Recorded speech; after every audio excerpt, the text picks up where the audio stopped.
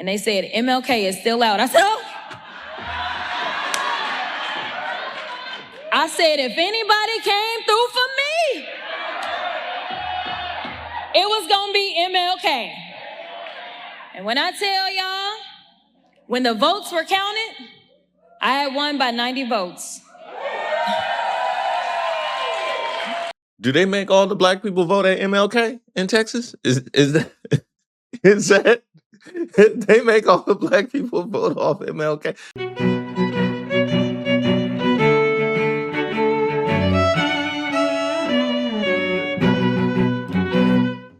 Shout out to all the subscribers and members here on the channel. Don't forget to like the video. I'm Reese Waters, and this is Street Politics. Well, it finally happened. Huh? Say Nick Fuentes was with a woman? Wrong. Have you ever had sex? No, absolutely not. Wow, says the guy who's never got laid. He was joking, right? He was joking. We don't know. I want to never be in a situation where I say something like that and people have no idea if I'm joking or not. Like it's like 50-50 on whether I'm joking or not. No, I have no confirmation that he has been with a woman. That's not what I was referring to. No, I mean Jasmine Crockett entering the Texas Senate race, and she did it in style. All right, ladies and gentlemen, the moment that we have all been waiting for. The next U.S. Senator from this great state of Texas. Please welcome to the stage, Miss Jasmine Crockett. Call foul right now. I'm going to call foul right now. You're not supposed to introduce her as the next senator of the great state of Texas when we're here for her to announce her candidacy to be the next senator of Texas. Let her, you know what I mean? Like, let her say, why you gonna fumble it right out the gate? I know y'all are ready to hear some good news, and some of y'all already heard it before you even got here. Yes, it is true. I am running to become your next United States Senator from the state of Texas.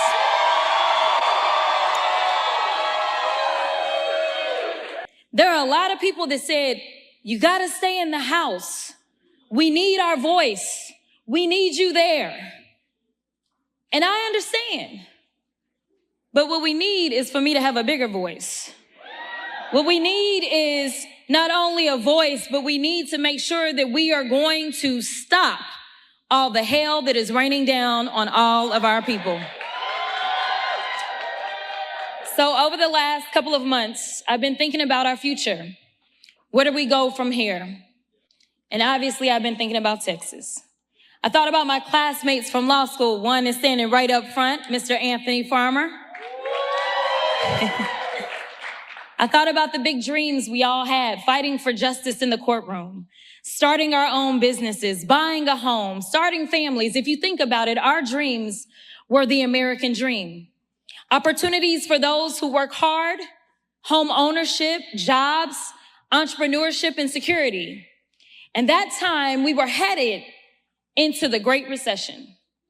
I took a job in East Texas for a pretty well-known family-owned law firm. I began doing class action defense work. And honestly, I wondered if I'd made a mistake. I wondered if that was really what I was supposed to be doing. It just so happened that they had just started a new public defender's office in rural East Texas. And so I decided that I would join that public defender's office. I joined it because I believed everybody deserved a voice in the courtroom. Even if they couldn't afford an attorney, one would be provided to them, and that attorney was me. I loved being a courtroom warrior. I got some judges here. They probably can't identify themselves, but nevertheless, I loved being in the courtroom. You know, I never thought that I would run for office, but some people are able to inspire others as they walk their own path. As a 27-year-old public defender walking in her path, there was someone who came along and inspired me. There was this charismatic, funny, intelligent, and exciting young candidate with a funny name who just got into the U.S. Senate. and was running for president. Many doubted if this country was ready, while others, well, we got to work and kept hope alive. We didn't focus on the naysayers. We didn't get distracted by any pollsters. We remained laser focused on getting the person who was best for the job into the seat. Quick poll. Am I the only one when she said a guy with a funny name running for president? I thought she was talking about Vivek Ramaswamy. I didn't know she was going that far back. I didn't know she was going that far, but I was like, Vivek catching strays. Vivek's catching strays from Texas. No. Vivek ain't deserve that. I didn't know we was going. I didn't know we was going that far back, Reed Space. I didn't know we was going that far back. We didn't let history diminish our hope in what was possible. We ignored that the devil on our shoulder that sometimes tries to tell us your vote doesn't matter. The country's not ready. He can't win. And responded with that timeless American creed. Yes, we can. Yes, I'm talking about President Barack Obama. My bad. How many no's do you think he heard before he got a yes? No, you can't win. No, the country's not ready for a black president. No, a black man can't get elected. No, your middle name is Hussein. No, you can't beat the Clinton machine. But every time they told him no, he looked them right in the eyes and he told them yes. He said, yes, we can. Yes, we can deliver on health care. Yes, we can enshrine equal rights. Yes, we can bring jobs back to America, create opportunities for all. And yes, we can save the economy after a Republican president sends it into the gutter. Now, here's a question, and this is going to have ramifications for this very race and my feelings about this very race, right? So she talked about how people said the country wasn't ready for a black president. And if you ask me, and I think a lot of people that were around me, we were of a similar mind, right? Went into that with hope, right? We went into that with hope. At the same token, if you ask me in my heart of hearts, I would have told you that I do not believe that America was ready for a black president prior to Obama being elected. Then Obama got elected. Then Obama got elected a second time. And I saw the treatment that he received, as well as the treatment that Michelle Obama received. But by and large, him being a overwhelmingly positive, him being received positively generally, right? I can't say overwhelming. Him being received positively generally. So if you asked me in 2008, I would have said we weren't ready prior to the election. After the election, I guess we were ready. Elected a second time, I guess we were ready. In 2016, I guess we were ready, right? But the rise of MAGA and this now decade-long temper tantrum where they are willing to throw the whole country away because they are mad still about the fact that we occupied the White House, that they have to hear about Black lives even mattering. The fact that having some level of diversity in your organization is seen as like an affront to your humanity, to even respect the entirety of America. When you see the blind, naked racism that has been empowered over the course of the last decade, I have to ask you, were we actually ready? People ran lies, rumors, and tried to poke holes in everything about Obama, from his faith to his heritage. Falsehoods about his daddy, mistruths about his mama. There was even a question about his birth certificate. But he didn't let any of that get in his way. He worked and worked and worked to inspire and instill a sense of hope. And man, do I remember. I remember hoping. Now, I don't know if I really believed, but I knew that we had to try. I knew that we had the power. He turned those no, you can'ts into yes, we cans. Yes, we deserve better. Yes, we will dig deep. Yes, we can. Back then, as the housing bubble burst and the economy crashed, I saw everyone around me struggling.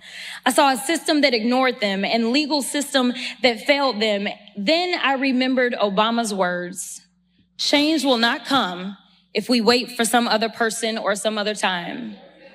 We are the ones we've been waiting for. We are the change that we seek. So many of you don't know, but I was 28 by now.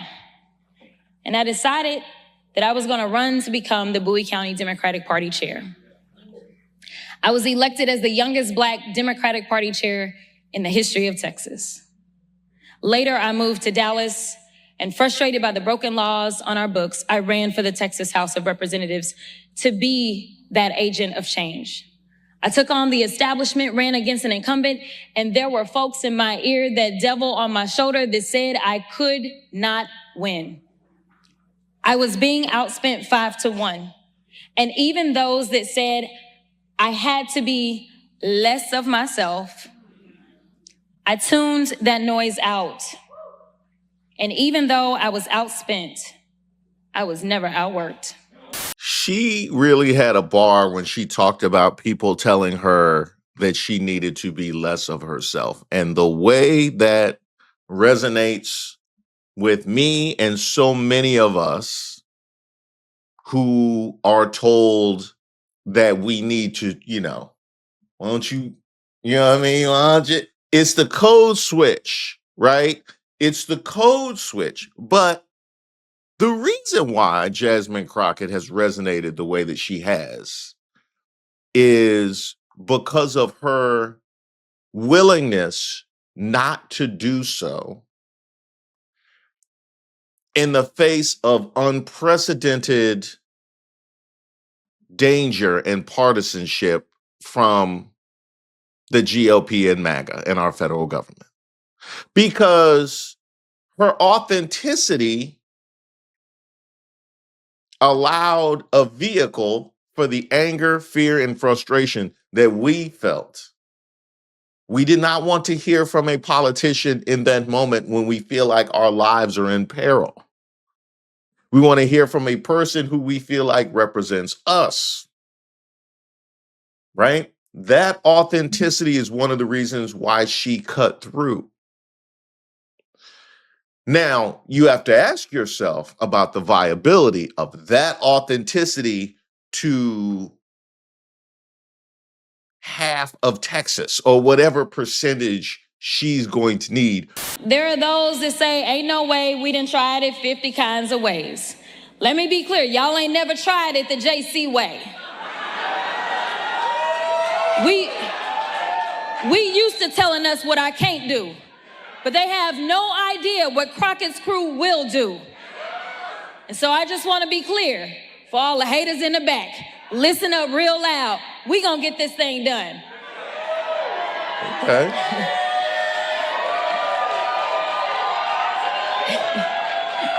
So they tell us that Texas is red. They are lying. We're not. The reality is that most Texans don't get out to vote. The reality is that the people that I used to work with in the Texas House did everything that they could to make sure that they could suppress voices. If we were so red, they wouldn't be so pressed. Let me be clear. The reason that the governor always got time to call out my name is because he understands that I know how to speak to everybody, not just some folk. There are folks who feel like their vote doesn't matter and that nothing will change or that candidates don't speak to them. And honestly, I can't blame them. But I'm here to address those Texans specifically who feel as their vote doesn't matter. Let me tell you it does. Hello? Yeah, no, you got the wrong number. But I'm lonely. What's on your mind?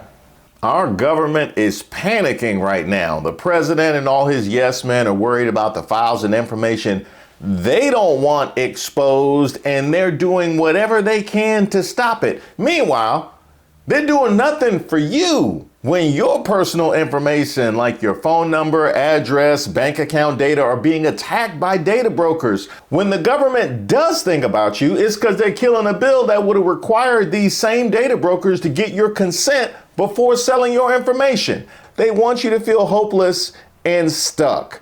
And this is where today's sponsor, Aura, comes in. They do the hard work for you, constantly scanning the dark web and submitting opt-outs on your behalf. Give Aura a few weeks and you'll stop seeing your information on these sketchy sites when you search yourself. They don't just opt you out of data brokers, however. Their app includes other features like dark web monitoring, fraud alerts, a VPN, and more. It's truly a great deal if you want to be more private and protected online. You can go to my link, aura.com/Reese Waters, to try 14 days for free. Again, that's aura.com/Reese Waters for 14 days free. Enough time for Aura to start scrubbing your personal info off these data broker sites automatically. She said, what? Now, why would she say something like that? Now, did he know she was stepping out? He did? Oh, that's his thing? See, what y'all don't understand is that people like to devalue certain people, but the only place that equalizes us is at the ballot box. So I don't ever want anybody, no matter what your socioeconomic background is, to believe that you don't matter or you don't count, because the time that you count is when you are at the ballot box. Sadly enough, we all know that Senator John Cornyn does not have the guts to stand up to Trump. But I can tell y'all who does. I do. Cornyn carries on with business as usual while small businesses across Texas take the hit from Trump's tariffs. Well, I'm done with politics as usual. I'm done with going along to get along, and it gets us nowhere. I'm done watching rural hospitals and public schools close their doors. I'm done watching parents be afraid to send their kids to school or the mall or the movies because Republicans have flooded our streets with guns. I'm done with the senators sitting around doing nothing while Trump takes your hard-earned money, skims your Social Security, slashes Medicare, and gives tax breaks to billionaires. I'm done. I'm done watching the American dream on life support while Trump tries to pull the plug. The gloves have been off, and now I'm jumping into the ring. I'm asking for your support to be the next United States Senator from the greatest state of Texas. Okay. All right. Okay. I get it. That's because I feel the energy. I like what she talking about, throwing punches. Don't be Canelo. I'm saying don't be Canelo. I know he popular down there, and I know he popular down there in Texas. Don't be Canelo. We Crawfords over here. We Crawfords. She said the greatest state, and I was about to get mad when she said of Texas. It is the greatest state of Texas. Yeah, that's true. Ain't no Texas better than that one. I give you that.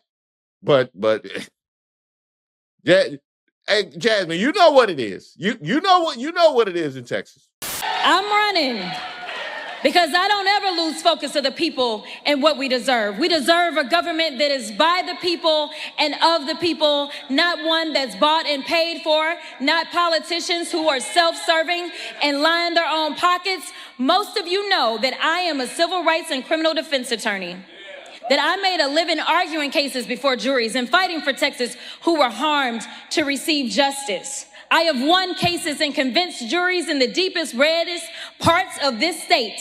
And I'm ready to make the case to the people of the great state of Texas. If elected to the Senate, actually win. I was about to say, y'all slow.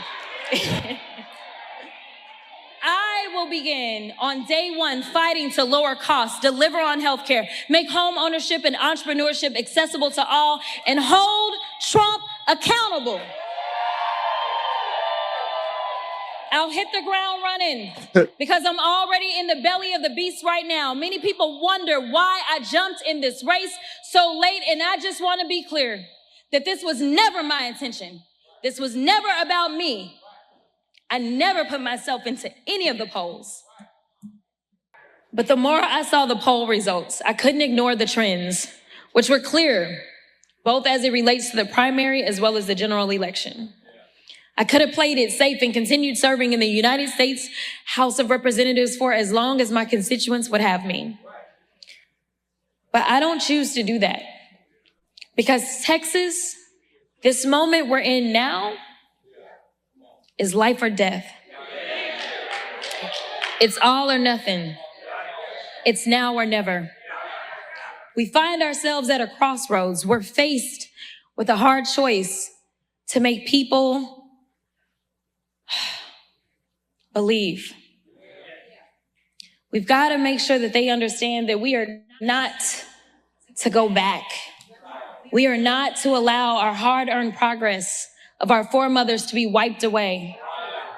We lose Social Security, Medicare. We lose the right to vote, to love, and live freely.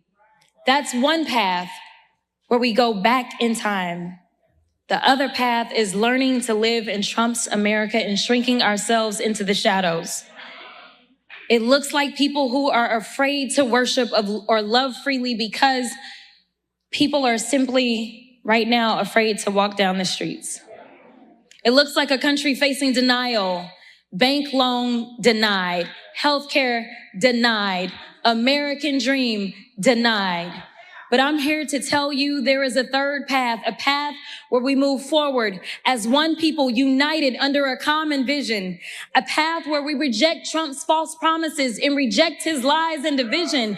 I'm asking you to walk down this path with me, shoulder to shoulder, and envision a Texas where every child, no matter their story, can go to the best public schools, can afford to go to college or learn a skilled trade, a Texas where that child has every opportunity to grow and thrive. That means nutrition, healthcare, mental health, and safety. Imagine a Texas where that child grows up and can buy a home with first-time home buyers assistance. Imagine that child wants to start a business and create jobs in their community they live in Texas, where they can actually access some capital to get started. Now contrast that to our reality today, where a child's opportunities are limited by their zip codes. I think about the children in Houston who had their school district taken over by Abbott. I think about the children in Lufkin who went hungry this summer after Republicans cut funding for summer EBT. I think about the young adults and families in Amarillo that would love to buy their own home but can't afford it. I think about the farmer in Loving County who had to find his way to the nearest hospital miles and miles away because Texas has closed more rural hospitals than any other state. I know many of you are wondering why I'm running for a seat that everyone says cannot be won. The last time Texas elected a Democrat to the United States Senate, I was 7 years old. Do not try to do the math. Cornyn was already 36 and serving as a district judge. For most of us, a Republican-controlled Texas is all we've known. But we cannot let that diminish our faith and belief in what can be. I stand before you because I'm not looking backwards in the past. My eyes are fully ahead and fixed on the bright horizon ahead of us. I'm running for this seat because I'm going to be hung up on the brokenness. I'm not going to be hung up on the brokenness of the past. I'm focused on fixing up our future. Many people have asked, and all of us wonder, can we win this race in November? I'm here to say, yes, we can. No Democrat has done what we're seeking to do, and that is win a statewide election in Texas in the 21st century. So there is no roadmap. There is no blueprint, and there is no cheat code. So for everybody that thinks they got it, just watch and I'll give it to you. This path we're going on together is one that must be forged ourselves. So let's be honest. If there was anyone with the recipe, well, they would have already won. But I also know this. If Mississippi can flip seats, then why can't Texas? If Georgia can elect 2 Democrats to the United States Senate, then Texas can too. In 2012, Mitt Romney won Texas by 16 points. In 2016, Trump won Texas by 9 points. As his administration went on and people felt the hurt, his margin in 2020 shrunk. In 2020, as people were fed up with his administration, as people sat around the dinner table, 500,000 American families stared at the empty chairs. The chairs once filled by loved ones who died from COVID. I remember the long lines, the lines we waited in for rapid testing, the line folks needing unemployment, the long lines at the food banks. Well, guess what, y'all? Under Trump 2.0, people are still unemployed or forced to work multiple jobs. And after all the cuts to SNAP, the rising cost of everything except wages, food banks are stepping up once again to fill the gap. But I remember another place where the lines were so long and in many places wrapped around the building, and that was at the polls. We turned our pain into purpose. We kept the faith and we did the work. We put fear in the hearts as the margins tightened and we were closing the gap. What did they do in response? Did they take a look in the mirror, try to offer real solutions to the real issues? No. Instead, they decided to come up with ways to keep you from being heard, to make it harder to vote and easier to cheat. Well, I'm here to tell you, don't cheat yourselves. Don't fall for the okie doke. I'm asking you not to worry about the naysayers, the critics, and the haters, because they already hear y'all. It's not about them or what they believe. It's about you and us, what we know is possible when people come together. So I'm asking you to tune out those intrusive voices that say she can't win because she's Black, because she's a woman, or because she's a Democrat. If you believe women should be in all spaces, then I ask you to stand with me. If you believe we should be judged by the content of our character, then I'm asking for your support. And if you believe this election should be about the issues, who has the better policies and ideas, and who is best for the job, then I ask for your vote in the Democratic primary election this March and again in November. You see, we know what the Republican tactics will be. A flood of lies and attacks designed to turn Blacks against whites, city against country, and you against me. They are experts in the politics of division. It's how they've gotten here. Division is how Trump got elected and then re-elected. This election is about adding voices to our electorate, about multiplying turnout with a robust operation and a unifying message that asks, how is it that Texas is prospering, but the people are struggling? We have the 8th largest economy in the world, yet kids go hungry. Seniors have to skip their prescriptions. Parents are forced to choose between braces for their children or hospice for their parents. We are the #1 state in exports, driving the American economy, yet somehow we are also #1 in uninsured women and children. The state is thriving while the people are facing tribulation. We are better than that, tougher than that, and Texas deserves better, and together we will. This campaign is for those who believe that the government should work harder than the people it serves. This campaign is for every single person that is done with politics as usual, that's fed up with the establishment, that's sick and tired of being sick and tired. Texas has no shortage of talent, no shortage of ideas, grit, or tenacity. Our state powers this nation. Our economy drives the world. Texas is a big boy state made up of brawlers and people with a moral code. Our representation should reflect that, and sadly enough, it doesn't.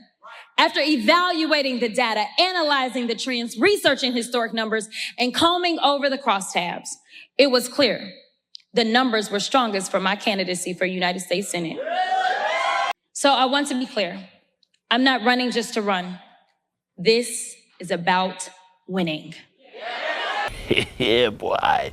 Trump's unpopular policies will cost him the Republican majority in the Congress. He knows that, and that's why he called Greg Abbott and said, I need 5 seats from Texas. I'm entitled to them. And Abbott got right to it. Well, Trump, I know you're watching, so let me tell you directly, you're not entitled to a damn thing in Texas.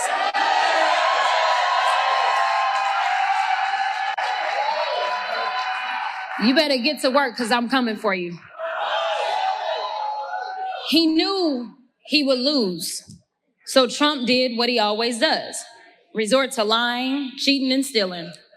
He has rigged our elections once again by changing the lines in the middle of an election cycle.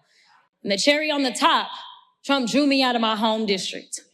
I know he's tired of me holding him accountable, dismantling his lies, and I know he's tired of me breaking through to millions of Americans, tired of me getting people out to vote, tired of me living in his head rent-free. Well, Mr. President, you couldn't beat me at the ballot box. And so, as y'all know, a judge that you appointed, Mr. President, he said your maps were unconstitutional, but you ran it up to your loyal activist cronies at the Supreme Court and snatched representation away from almost 500,000 people I represented right here in CD30. Well, I'm here to tell you, Donald Trump, you won't get rid of me that easily. I'm not going away. I'm not giving up. I still believe in this country. I still believe that we are in the land of opportunity. I still believe in the bright beacon of hope amidst a sea of despair. I still believe Texas will lead the way and prove to this nation and the world what I know to be true. So I'm asking you, will you join me in this campaign? Will you join me in the work and turn this moment into a movement? I'm asking you to wake up every day between now and November, yes, every day, and ask yourself daily, what am I going to do today to elect the leadership I wish to see? Who I'm going to call today about why I need to vote? What will my contribution to turning Texas blue be?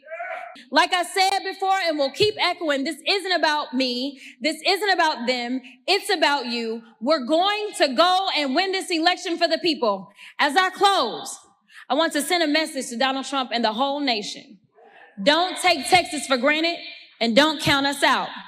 It's our time. We are one. God bless Texas and let freedom reign. Now that was a hell of a speech. That was a hell of a speech. That was definitely the best that I've heard from Jasmine Crockett. I had to let her cook. I had to let her cook after a while. Children are hella expensive. I can definitely tell you that. You wonder why I be making so much content? I open talking about how I got a new baby on the way. Are you kidding me?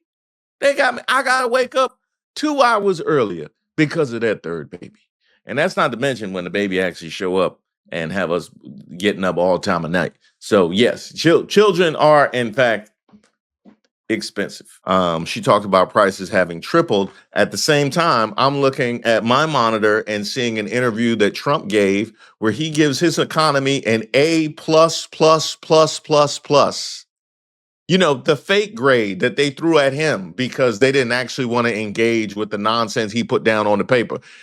Tell me you got pushed through school without telling me you got pushed through school. A with 5 pluses. That's what they told you? Trump, they just wanted you out the class. That's all that. They just wanted you out. Whatever he needs. Whatever. No, I can't deal with him next year. I'm not, no, because he's sleeping in class and nobody want to sit by him. They did whatever they could to get you pushed out that class, talking about A+++.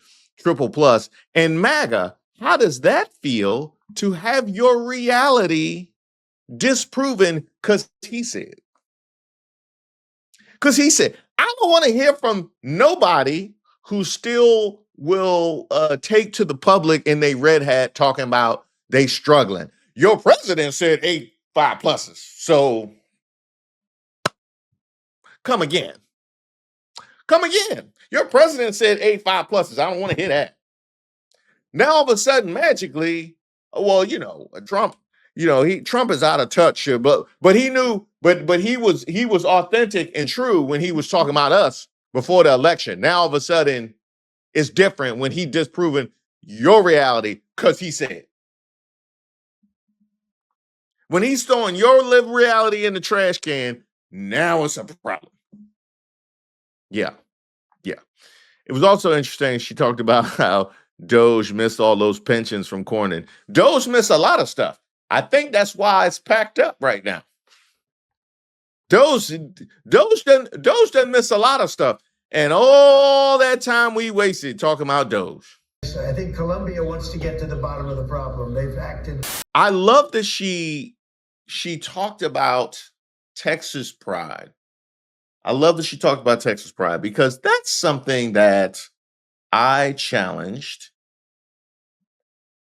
several times when it comes to Greg Abbott and his shameless capitulation and water carrying for Trump. But Texas always loves to characterize themselves as these renegades. We don't mess with Texas, and Texas could survive on their own, and all this other kind of stuff that Texas likes to how Texas likes to characterize themselves. But they're perfectly fine with Greg Abbott showing up just to shine Donald Trump's shoes at the Gatsby party while people in his state are struggling. How's that going? How's that look? You know what I mean? How does that look? I know this state is filled with Dallas Cowboys fans. Y'all ain't got the best judgment. But come on. At some point, just pride.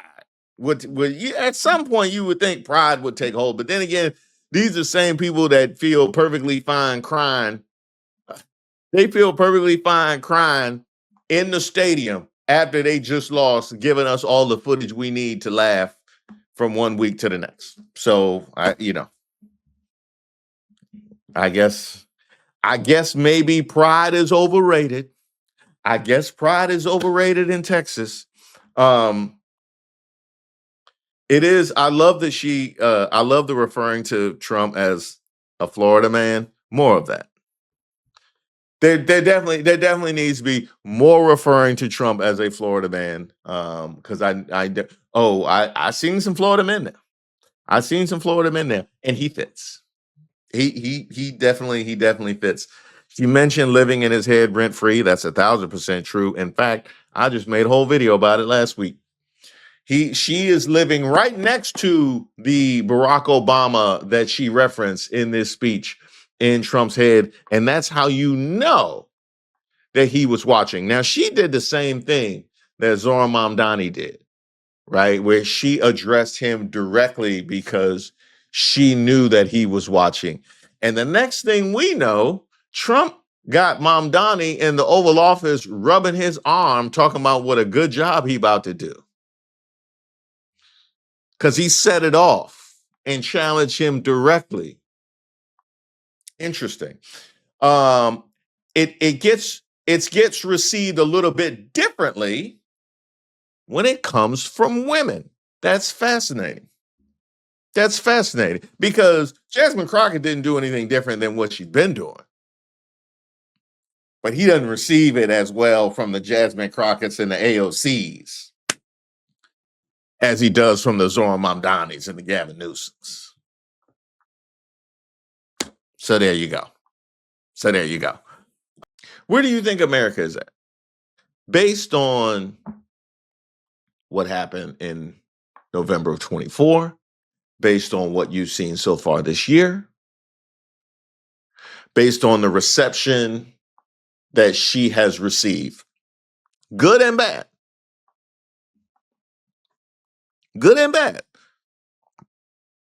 Where do you think America is? It's kind of incredible that I find myself almost at a similar place as I was in 2008. Hopeful, but truthful. Thank you guys so much for watching the video. I wanted to share with you something that touched me. I got this email. Hi, Mr. Waters. I'd like to know if you have to be a member in order to buy merch. You better not be, because if so, I'm snitching.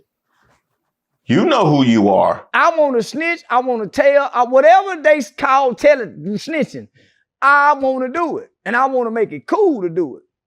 I'm a 66-year-old gal on a laughably low income and want to be a member, but feel bad about only sending $1.99. How can I help the channel?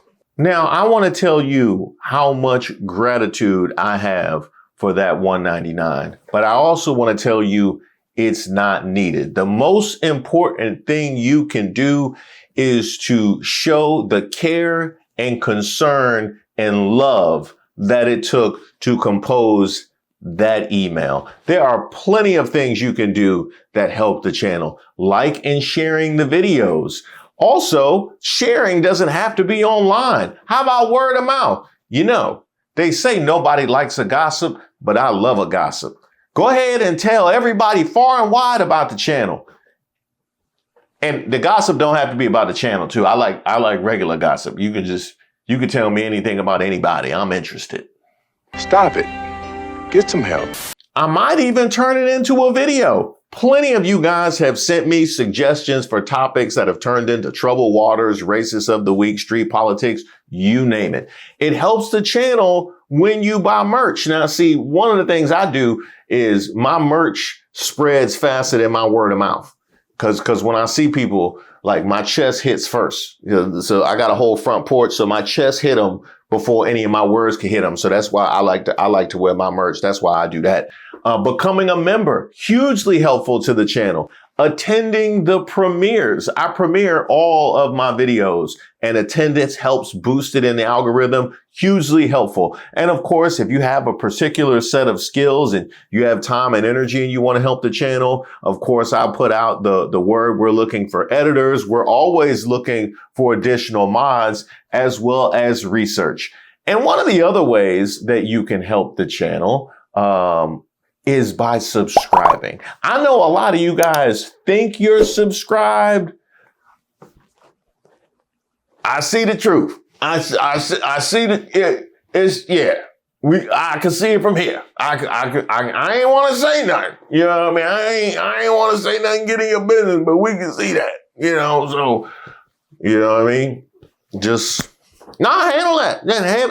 Handle that on your own time. Mind your business, that's all. Mind your business. Of course, dropping comments is always hugely helpful, and it picks me up. I just got a comment the other day from a grandmother in Australia. And getting your emails at admin@reesewaters.com. Like this one. Hey, Reese and Miss Ray, my merch came in. I'm so excited to send the pic, and a huge thank you to everyone who's involved in making it all happen. Proud to be a member of the RW community and family. Thank you and the amazing Mod Squad for all that you do with love and appreciation, representing Boston, Bella Fine 747. And representing it very well, might I add. I appreciate it, Bella Fine. I haven't been this happy to hear from Boston.